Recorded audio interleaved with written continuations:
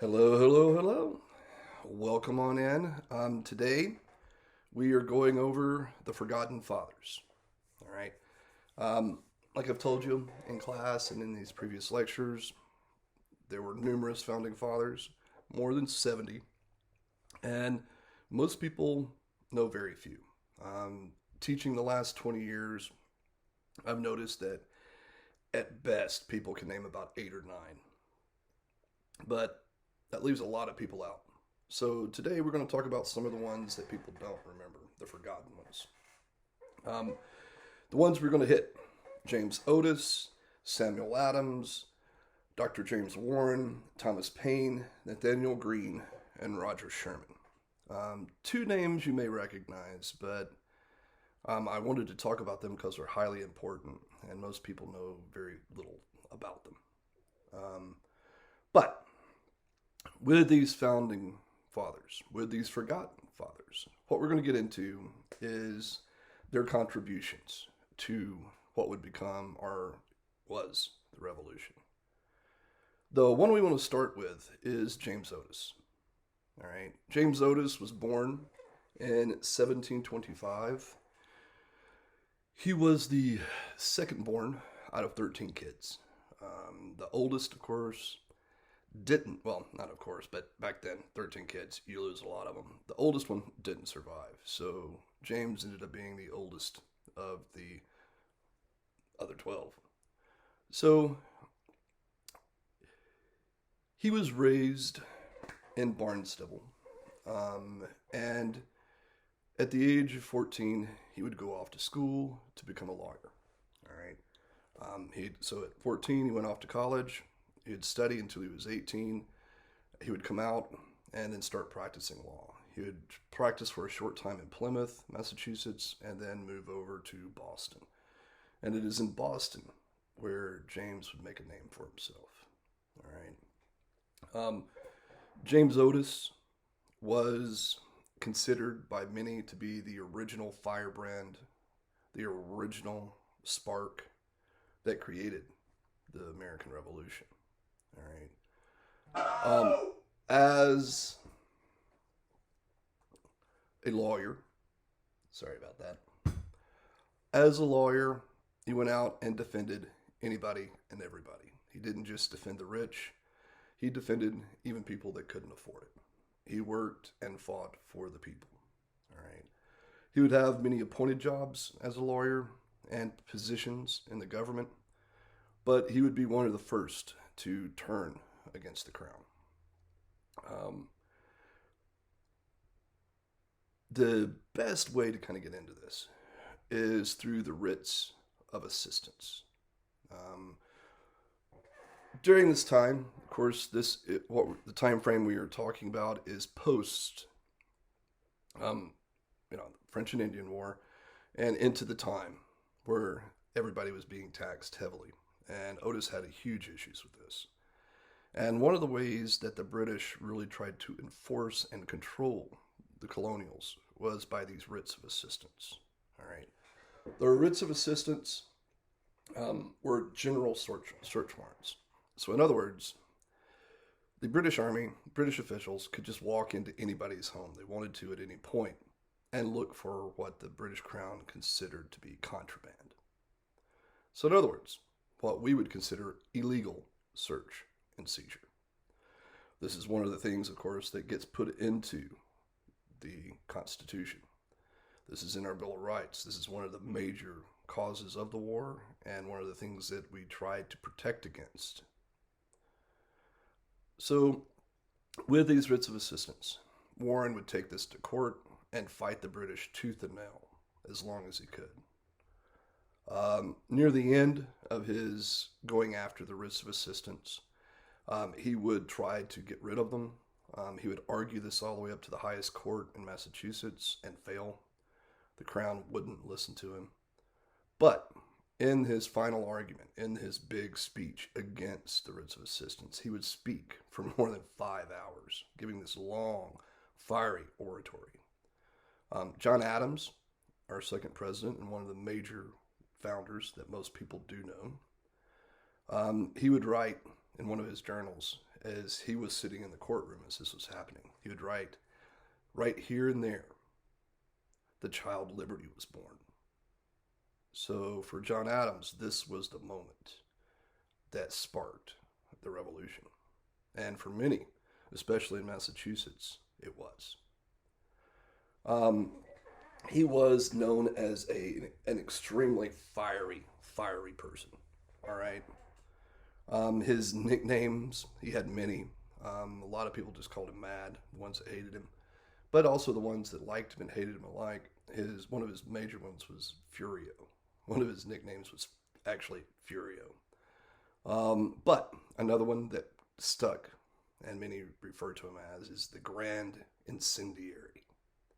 So this is a man that everywhere he went with the people he met incited passion. He was considered to be one of the best orators of the time. After this stint where he was fighting against the writs of assistance, he ended up writing The Rights of the British Colonies Asserted and Proved. This would be one of his major works that sticks with us and becomes a major work of revolutionary propaganda. In this, he argued, of course, for the rights of the British colonial citizens and against the crown for what they were doing. It is actually in this pamphlet that you get the basis of what would become what we talked about last time, no taxation without representation. All right. One of his big arguments in this was the idea that if the British felt they could tax and would tax the American colonies, Americans should have physical representation in Parliament. All right.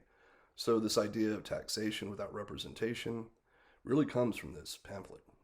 He didn't coin the phrase, but he is the one that really puts the idea out there for everyone to think about, and the phrase would come out of his work.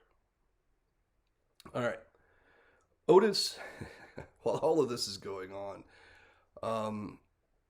like I said, people refer to him as Mad. He had high points and low points, a lot of them. He fluctuated between highs and lows. And he drank a lot. With this drinking, you could see some of his lowest points. He tended to be very vulgar and very violent. One of the things that Otis loved to do is get into fights.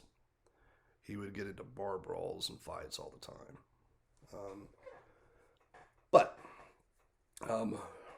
fiery attitude, right?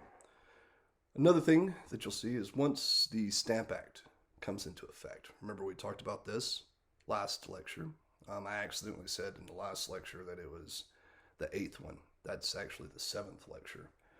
This one that we're doing right now is the 8th. But with the Stamp Act coming, he would be one of the major ones to meet in the Stamp Act Congress.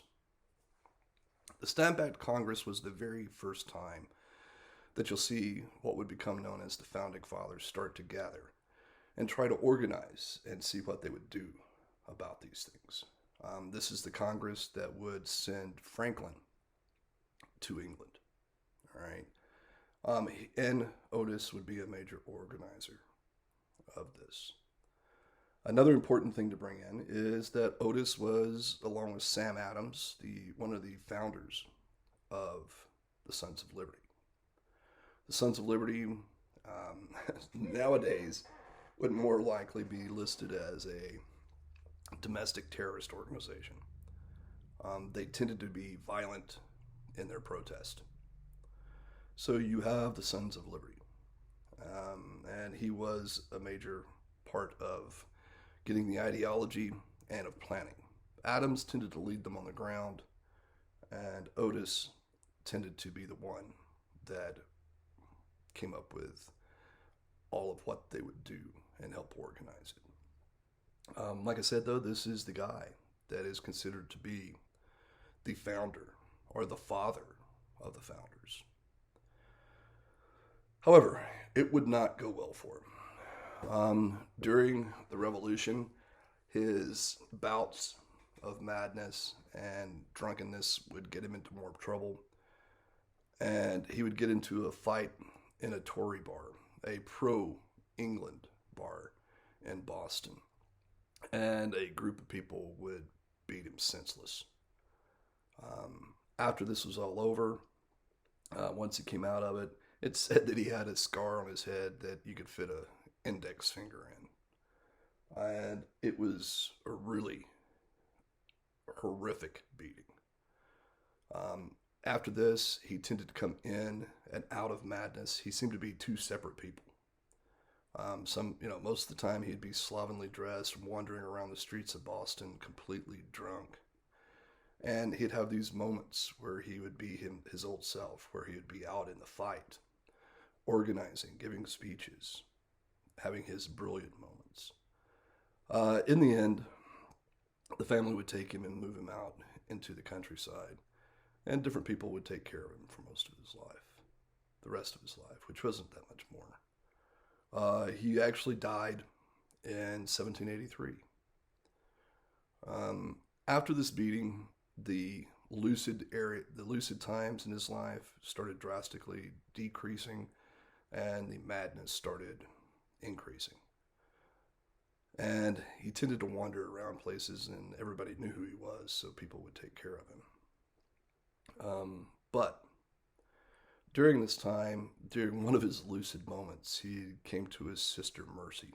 And Mercy, we'll actually talk about when we do women, when we talk about our women's section and do different things.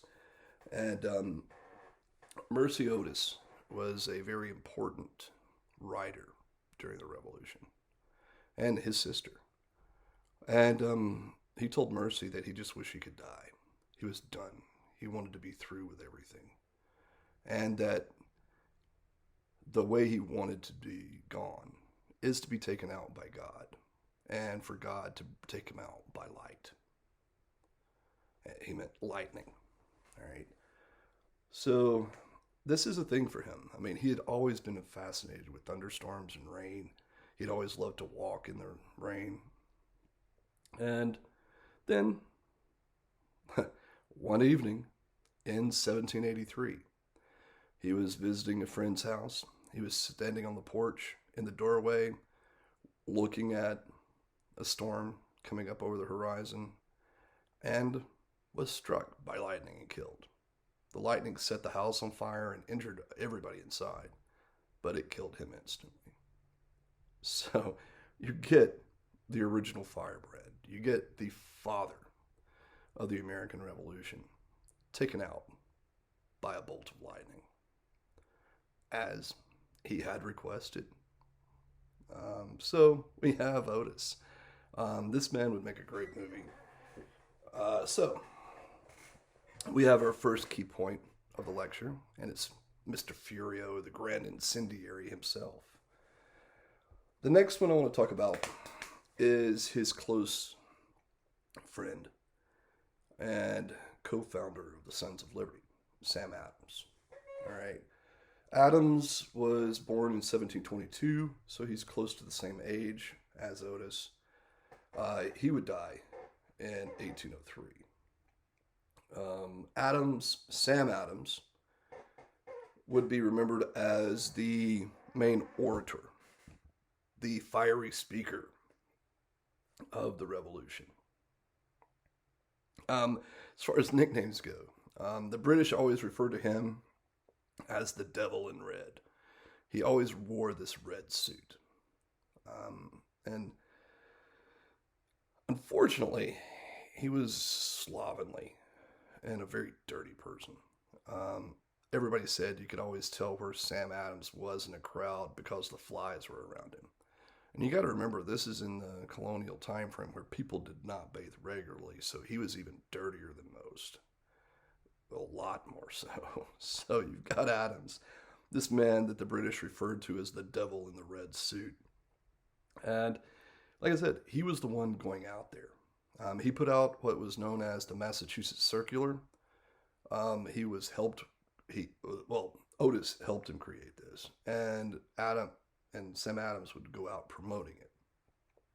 Adams would go out to all the bars, all the the pubs and taverns, and really promote these ideas of liberty. And with this, he noticed would create the Sons of Liberty. And these Sons of Liberty would be the ones that would, if you look into the Boston Tea Party, may have actually incited it. Well, no, I'm sorry, the Boston Massacre. They may have incited the Boston Massacre. They participated in the Boston Tea Party, and they were the ones that were tar and feathering and riding people out of town on the rails. These were extremely violent men and used violence as a form of protest. Adams was a participant in the Stamp Act Congress, the Congress that he and Otis went to and helped send Franklin to Parliament in England to argue against. He was also included in one more, the First Continental Congress. With that First Continental Congress, we talked about it last time. That's the one that gave us the Declaration of Rights and Grievances. This way, they sent their last protest to the government to try to get things back to the way they were. But Adams never really participated in anything after the Revolution. He was very major and did a lot of things during the Revolution. But after the Revolution, when they tried to get him involved in government, he always said, I am not fit for that. I am good at breaking things apart and destroying things. I am not good at creating them. And if you really look at Adams' life, it's very true. He is a good destroyer. He came from a very wealthy family. He is a cousin of John Adams, who we'll be talking more and more about as the semester goes on. But Sam really wasn't good at keeping things together and making them work. All right.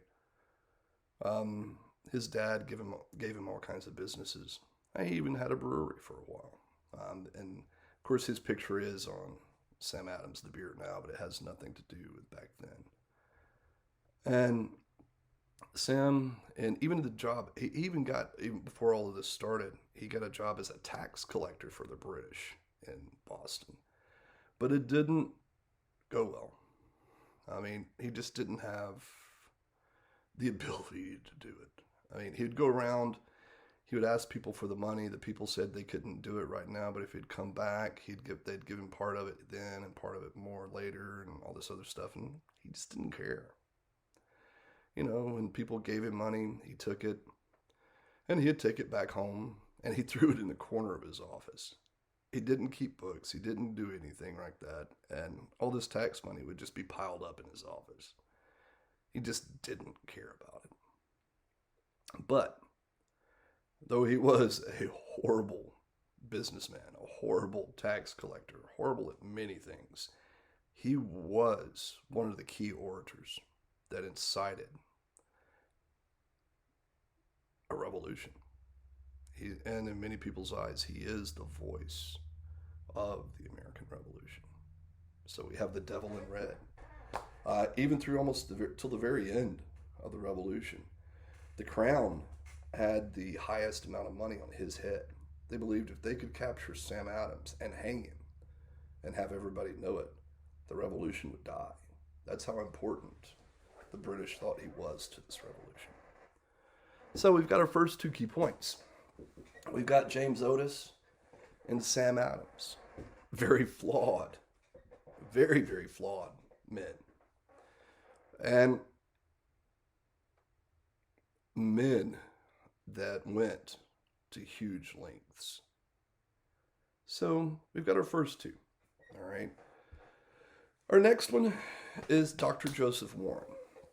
Warren was born a little later. He was born in 1741, and he would die in 1775, at the very beginning of the Revolution.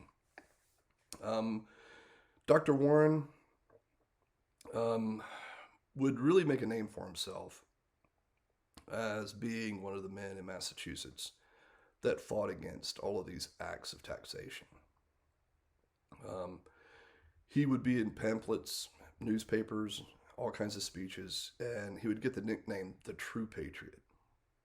He was always out there fighting against, pushing against, arguing against this idea of taxation without representation. So this would where he'd become famous. He would also be the creator of the Suffolk Resolves. With the Suffolk Resolves, they created a Massachusetts militia. They started defending themselves. They started pushing against the British physically. These Suffolk Resolves would be sent to one of the Continental Congresses as an idea that we needed to create a military. Where he is most known is that he was actually a physician. He was a true doctor. He was one of the few, unlike Benjamin Rush and he were two of the few really highly trained actual medical practitioners at the time. Both of them were involved with the revolution, and both of them should be considered founding fathers. Warren was a surgeon, doctor, and a son of the Enlightenment and the scientific revolution. He was a very good physician. In fact, in his final day, he was in the surgery room helping someone, and people told him that there was a battle going on. At that point, he had become the general of the Massachusetts militias. So he gave it over to his second, still in his smock and bloody, hopped on his horse and went out to the field of battle. The field of battle that he went to was the Battle of Bunker Hill. He led his men, not from a tent in the background like most generals, but from the front. He went up into the battle with his men. And with this, as things were taming down, they knew they would lose, but at the same time, they had accomplished their goal. They had let the Continental Army escape and had gotten away all the munitions and everything they needed to from the British. So the American Army could live to fight another day. Warren and his Massachusetts militia, the Minutemen, would fight and sacrifice themselves at Bunker Hill. But when all the fighting was over, he led his men in retreat. He would be the last man to leave Bunker Hill when a British sniper would shoot him and kill him right there.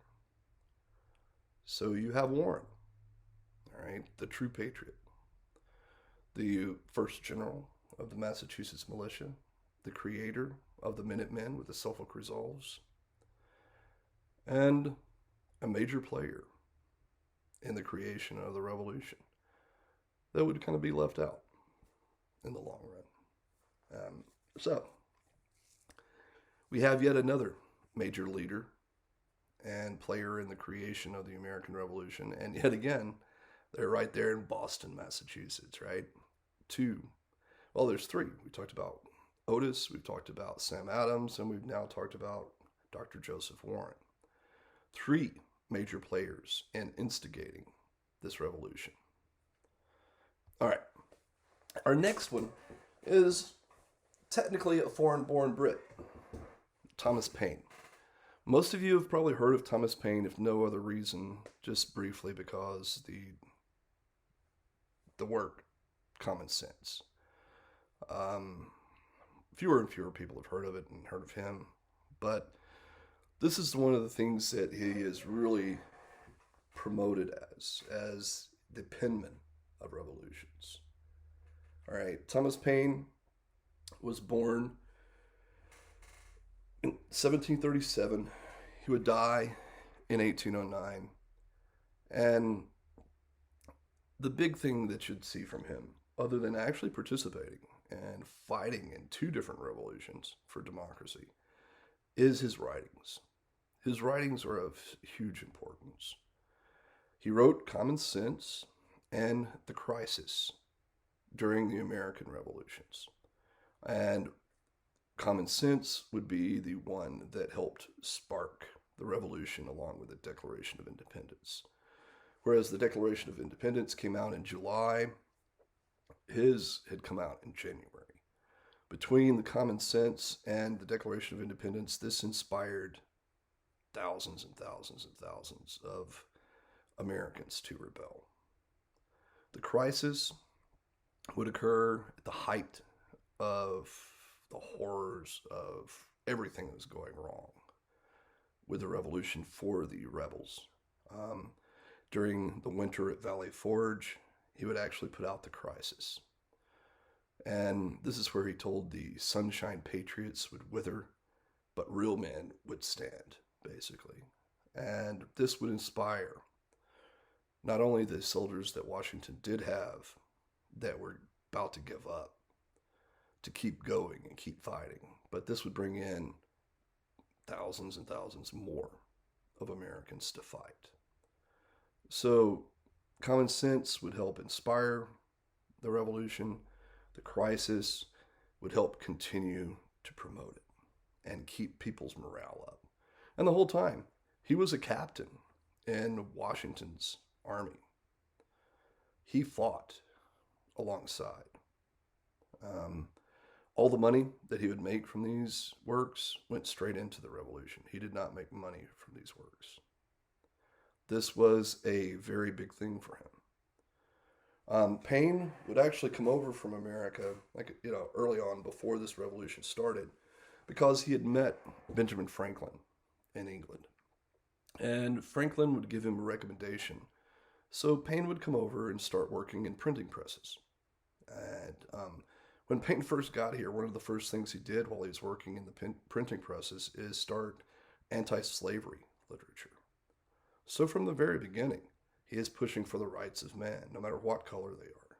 So Paine starts with creating these pamphlets and circulars and everything else and printing them out and sending them out around the colonies, going against slavery. When the revolution and revolutionary ideas pop up, he falls right in. He would play a large role in all this. He would, after the American Revolution was over, he would head to France. And he would play a role in the French Revolution. He would write 2 more huge, huge works in the promotion of democracy and the idea of freedom of all people.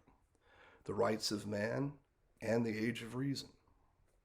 In the end, at one of the turning points in the revolution where the French Revolution sold out, since Paine was a foreigner, he would be arrested and thrown in prison and tortured. However, Thomas Jefferson, while he was president, would end up getting Thomas Paine back to America.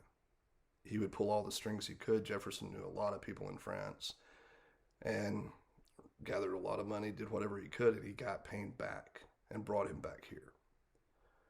Paine would end up getting a place and living out the rest of his life here in America. But nobody liked him. Nobody ever really liked him. He was a very abusive and violent drunk and didn't like people. People didn't like him.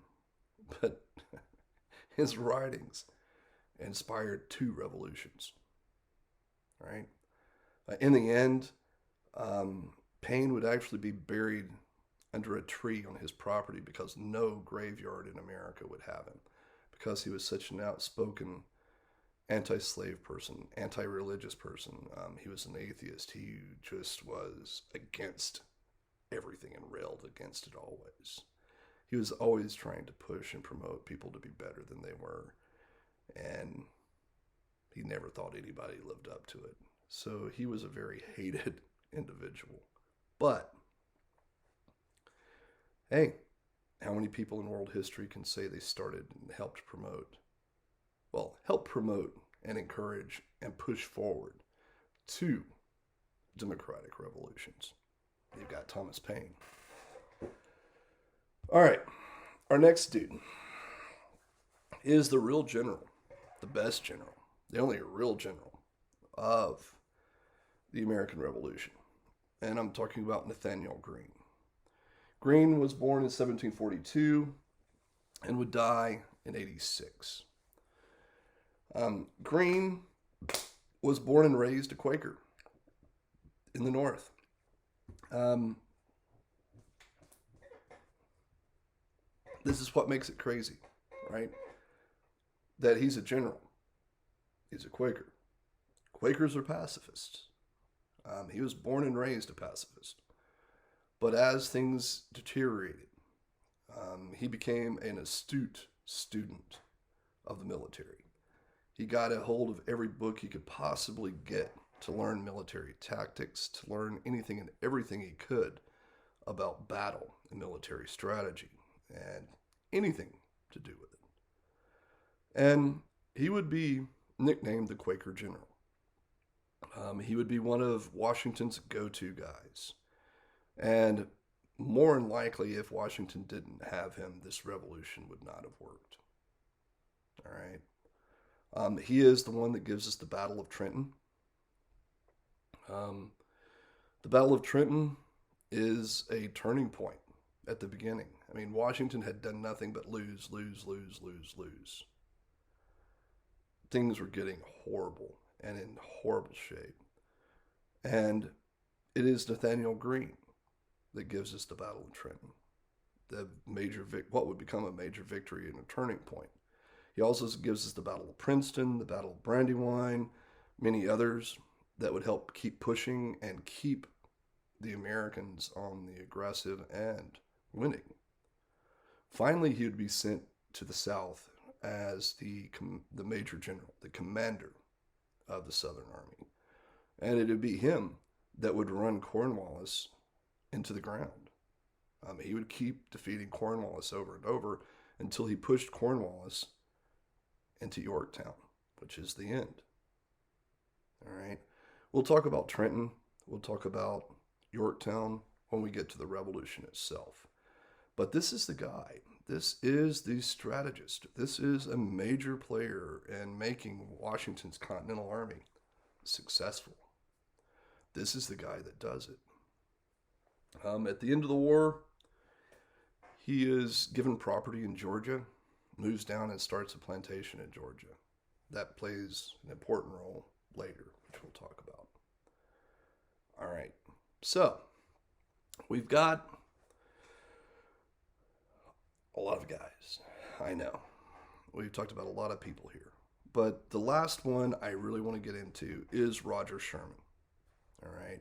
I know there are others in this, but I've given you guys little vignettes, little biographies, mini biographies of all these forgotten fathers that play a huge role in the Revolution. The last one I want to talk about is Sherman.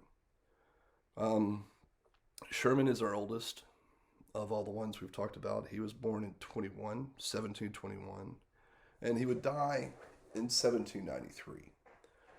But this is the guy that would become known as the great organizer during the Revolution. He is the one that would do his best to get the money, the supplies, get everything done and sent to the Continental Army. He was the one that would make sure that all the food, the supplies, everything else would get to where it was supposed to go. All right. But not only was he the organizer, basically, I mean, he's the quartermaster of the war. He is the one that organized what they needed to fight with. And it was a struggle because it was hard to get the money. It was hard to get the supplies. It was hard to get all of this stuff. And he worked diligently all the time to get this done. He was also the one to organize the first real American economy. He was the one that was trying to organize an economy that would make money and bring in enough money so they could fund this revolution. He was the main writer of the Articles of Confederation. The Articles of Confederation were the first documents, the first organized government of the United States. During this revolution, the Articles of Confederation is how we ran things. He was also one of the people that were in the group that wrote the Declaration of Independence. He was there with Franklin and Jefferson and Adams and Livingston. So this is a huge, important man that was there in the background doing all the legwork, doing the economics, doing the organizing of the government, doing the really heavy lifting, and the precise work that others weren't. All right. But like I said, this is a little background. Keep this, move it, and put it into and get it ready for test number 2. All right. So, we've got our Forgotten Fathers. Don't forget, test number 1 is coming up very soon. We'll do what we can to get ready for it as we're doing it. It will be an online one this time. And just make sure you've watched all the lectures or have taken notes on all the lectures. I know this semester is crazy and all over the place, but you need to watch these lectures if you haven't been in class. I know a lot of you are quarantined. A lot of you are sick. So hopefully you're keeping up with all these lectures. I am emailing them out. I'm emailing the links out, and I'm posting it in announcements every time on Canvas. So be sure you're keeping up with all the lectures. Be sure you're taking notes on the key points. That way you'll be ready for test number 1. All right. I'll see you guys next time. Everybody have a good weekend. Well, as I'm recording this. But when it's playing for you guys, get to work. It's time to get to work this week.